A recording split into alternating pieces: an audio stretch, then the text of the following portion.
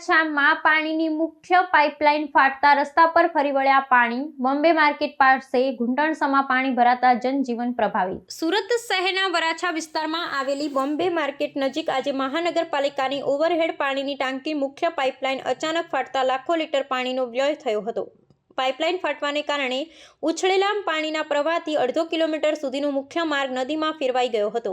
બોમ્બે માર્કેટની સામેના ભાગમાં ધોળા દિવસે ઘૂંટણસમા પાણી ભરાઈ જતા વાહન વ્યવહાર ખોરવાઈ ગયો હતો।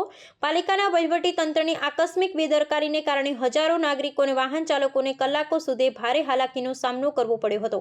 આ લાઇન ફાટવાને કારણે પાણીનો ભરાવો એટલો પ્રચંડ હતો કે માર્ગની આસપાસ આવેલી અનેક દુકાનો અને વ્યાપારી સંકુલોના પ્રવેશદ્વાર સુધી પાણી પહોંચી ગયા હતા।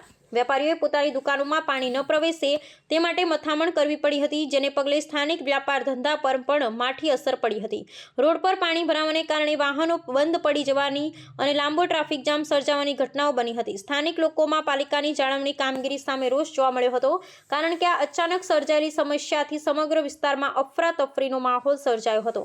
ઘટનાની જાણ થતાં જ સુરત મહાનગરપાલિકાના હાઇડ્રોલિક વિભાગની ટુકડી ઘટના સ્થળે દોડી ગઈ હતી અને પાણીનો પુરવઠો બંધ કરી સમારકામની કામગીરી હાથ ધરી હતી। પાલિકાના અધિકારીઓના જણાવ્યા અનુસાર પાઇપલાઇનમાં સર્જાયેલ ટેકનિકલ ખામીને કારણે આ ભંગાણ સર્જાયું હતું। આ વિસ્તારમાં ભરાયેલા પાણીના નિકાલ માટે પમ્પિંગ મશીનોની મદદ લેવામાં આવી રહી છે।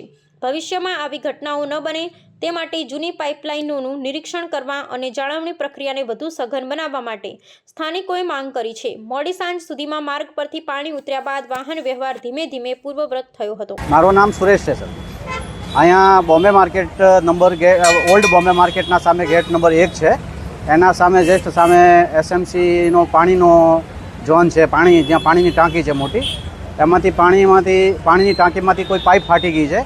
એના લીધે exact Bombay market gate number 1ના સામે પાણીનો ભરાવ થઈ ગયો છે, ઘૂંટણ સુધી પાણીનો ભરાવ થઈ ગયો છે।